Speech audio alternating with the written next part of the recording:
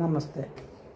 మరికొంత పిల్లలు లవ్వులు చేయడం రాలేదు, పెద్ద చదువులు చదివారు, ఓకే, అచీవ్మెంట్ చేశారు, పెద్దలు కుదిర్చిన పెళ్లి చేసుకున్నారు. పెళ్ళిళ్ళ గురించి పుస్తకాల్లో చదవరు కదా, మానసిక శాస్త్రాలు వీళ్ళు ఏం చదవలేదు కదా. ఇద్దరు మైండ్లు వేరు. Any two minds are not equal. అభిప్రాయాలు ఉంటాయి, అభిప్రాయ భేదాలు ఉంటాయి.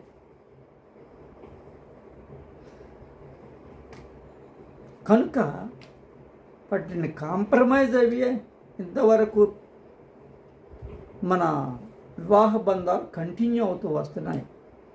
నేటి కాలంలో పెళ్ళైన 3 నెలలకే విడాకులు,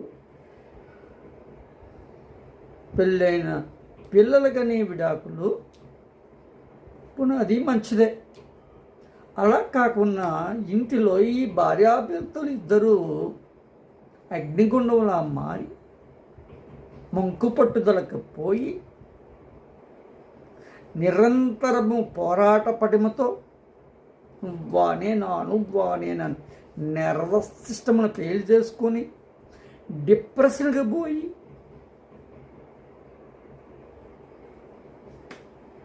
ఆత్మహత్యలు చేసుకోవడం అంట. పిల్లలు ఉన్న ఆత్మహత్యలు చేసుకుని ఆ చిన్నపిల్లల్ని అన్యాయం చేసేటటువంటి సాంప్రదాయం మన హిందూ సాంప్రదాయంలో లేదు. మా పాపం. ఎవరైతే మీకు పెళ్ళికి వచ్చారో వాళ్ళ దగ్గరికి వెళ్ళి మా వివాహాన్ని బంధాన్ని రద్దు చేయండి, మీ ఇద్దరు కోరుకోవచ్చు. లేదా న్యాయస్థానాలకు వెళ్ళి మా వివాహ బంధాన్ని రద్దు చేయండి అని పెద్దవాళ్ళే కాబట్టి కోరుకోవచ్చు. న్యాయస్థానాలు చెప్పిన ప్రకారము విడిపోయి బ్రతికుండి సంతోషంగా బ్రతకండిరా బాబు, అంతేగాని ఆత్మహత్యలు అనేది మహాపాతకము, అంతకంటే పెద్ద నేరం ఇంకొకటి లేదని మరొక కారణాన్ని చెప్తున్నాను. పెళ్లి బంధం ప్రాణానికి హాని కాకూడదు.